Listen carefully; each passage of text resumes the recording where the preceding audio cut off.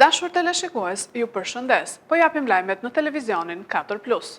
Kryeministri Rama, i shoqëruar nga zëvendës kryeministre Balluku, dje në qarkun e Fierit zhvilloi takime me deputetët e Partisë Socialiste në këtë qark për zgjedhjet parlamentare të 11 majit me të rinjt, biznesin dhe qytetarët. Kryeministri Rama, i shoqëruar nga zëvendës kryeministre Balluku, zhvilloi dje në qarkun e Fierit takim me kandidatët për deputet të Partisë Socialiste në këtë qark për zgjedhjet parlamentare të 11 majit dhe takime elektorale me të rinjt, biznesin dhe qytetarët. Në Fier, para të rinjve dhe atyre që votojnë për herë të parë, ai kërkoi votën e tyre për të bërë të mundur futjen e Shqipërisë në Bashkimin Evropian. 11 maj është një takim me historinë, sepse në 11 maj të gjithë votuesët e parë, të gjithë vajzat e djemtë e këtij vendi, të gjitha treja, të gjithë rinjt, me votën e tyre do të vendosin për Shqipërinë me bëhen në Europë dhe për të bërë qytetar të barabartë të Europës duke marrë pasaportën europiane. Në Roskovec u prezantuan kandidatët për deputet. Në qytetin e Patosit, kryeministri Edi Rama kërkoi një fitore rekord për Partinë Socialiste. Gjatë fjalës së tij, Rama foli edhe për Berishën, duke i quajtur një 80 vjeçar që nuk di çfarë thot dhe çfarë kërkon. Kështu që deri në 11 maj bëni çmos që së bashku me këtë mundeni të derdheni lum në kutitë e votimit. Bëni çmos që të bindni ata që ende kanë dyshime. Bëni çmos që të bindni edhe demokratët. Se 11 maj është shumë i ngjashëm me 22 marsin e shumë vite më parë, kur shumica dërmuese shqiptarëve votuan Partinë Demokratike, jo se ishin të tërë me Partinë Demokratike, por se në ato zgjedhje duhej marrë një vendim për të mbyllur një histori dhe për të hapur një histori të re. E njëjta gjë është në 11 maj. Zëvendës kryeministrja Balluku, që shoqëroi Ramën, u shpreh se mandati i 4 do të jetë hapja e kapitullit të ri për Shqipërinë evropiane. Në këtë ditë të madhe, në takimin përmbyllës të një fushate të gjatë dhe plot entuziazëm, të një fushate për zgjedhjet më të rëndësishme që ka pasur ndonjëherë vendi ynë, jemi në prag të një momenti historik. Mandati i 4 i Edi Ramës, mandati i 4 të Partisë Socialiste është hapja e një kapitulli të ri të historisë tonë. Hapja e kapitullit të ri të Shqipërisë europiane, Shqipërisë 2030.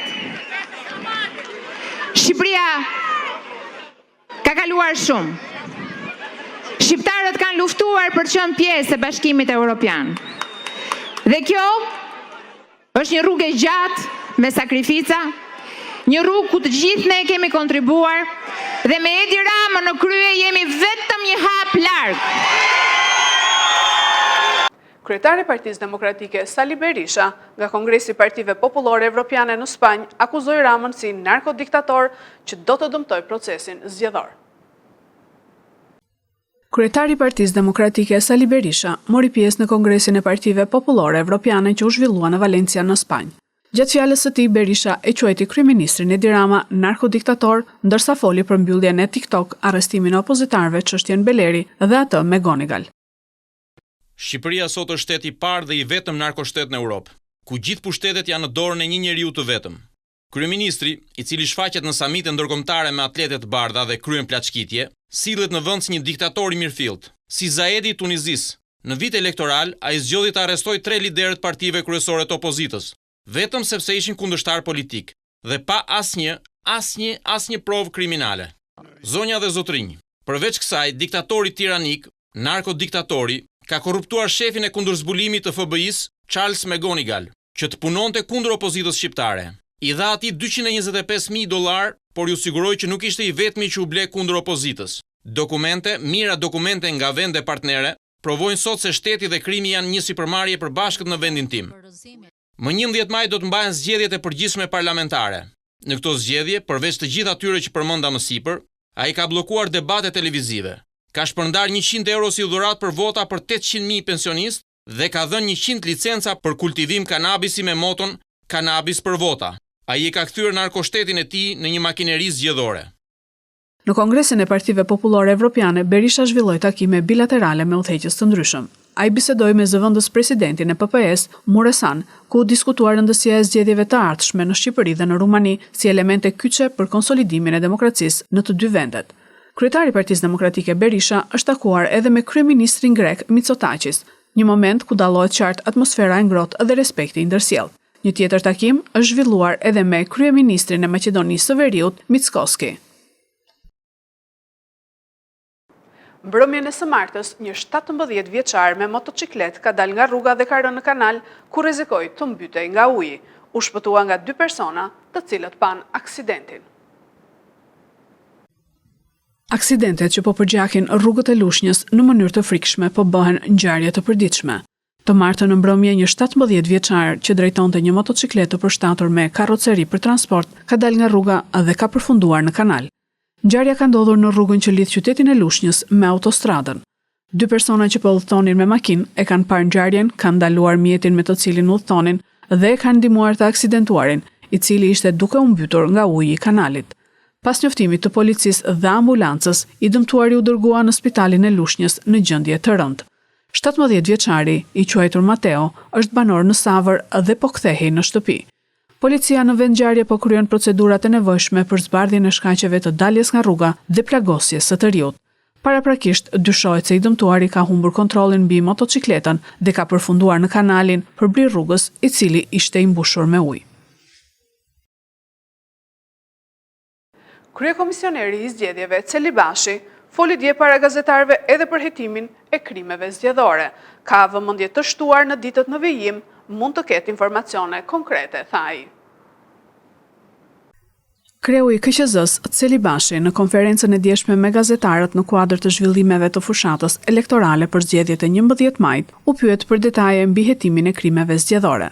Celi Bashi tha se në ditët në vijim mund të ketë informacione më konkrete dhe të detajuara, por vuri në dukje se ka një vëmendje të shtuar në lidhje me problematikën e krimeve zgjedhore, gjë që ai e cilësoi si pozitive. Nga ana e jonës, si KQZ, nuk kemi diçka për të ndarë me publikun për çështjet që lidhen me hetimin penal, janë përgjegjës dhe ata e dinë shumë mirë, qoftë SPAK, qoftë prokuroria e përgjithshme për të dhënë informacione. Kam përshtypjen që nga dhënë mjaftueshëm informacion për sa mund t'japin lidhje me hetimin e veprave penale në fushën e zgjedhjeve. Ndoshta në ditën e vijim mund të ketë informacione më konkrete dhe më të detajuara, por qarta si duket që ka vëmendje të shtuar në lidhje me këtë problematikë. Dhe kjo është gjë e mirë, pozitive, mendoj unë. Presidenti Amerikan Trump në një fjalim para kombit për 100 ditët e para presidencë tha se nuk keni parë gjë akoma. Presidenti Amerikan Donald Trump me një fjalim përmbledhi arritjet e tij gjatë 100 ditëve të para në detyrë. Gjithashtu ai kritikoi armiqt politik. Trumpi tha se me këtë mandat të dytë ai do të sjellë një ndryshim rrënjësor. Jemi këtu sonte në zemër të kombit ton për të festuar 100 ditët e para më të suksesshme të çdo administrate në historinë e vendit. Ne sapo kemi filluar. Nuk keni parë gjë akoma. Presidenti Amerikan vuri në lojë paraardhësin Joe Biden, kritikoi kryetarin e Rezervës Federale të Amerikës dhe kundërshtoi fuqishëm sondazhet që tregojnë rënje të popularitetit të tij. Politikat e rrepta të emigracionit të administratës së tij republikane kanë sjellë vërtet një rënje të ndjeshme të numrit të klandestinëve që kalojnë kufirin, por ato i kanë tendosur nga ana tjetër shumë fort kufit e gjyqësorit, ndërsa taksat proteksioniste të importit të vendosur ndaj partnerëve tregtar të Amerikës synojnë riorganizimin e ekonomisë globale që vetë SBA ndërtoi në dekadat pas luftës së dytë botërore, duke rrezikuar një luftë me përmasa të mëdha tregtare. Duke folur në qendrën e industrisë automobilistike të Amerikës, Trump insistoi megjithatë se firmat e makinave po viheshin në radhë për të hapur fabrika të reja prodhimi në shtetet e mesperëndimit. Më herët gjatë ditës ai përdori tone të zbutura për një element kyç të planit të tij ekonomik, tarifat për importin e makinave dhe pjesëve të makinave të huaja, pasi prodhuesit amerikan të makinave paralajmëruan për rrezikun e rritjes së çmimeve. Këto ishin lajmet tona për sot. Lajmet i gjeni dhe në internet në website-in 4plusmedia.tv. Bashk, mirupafshim.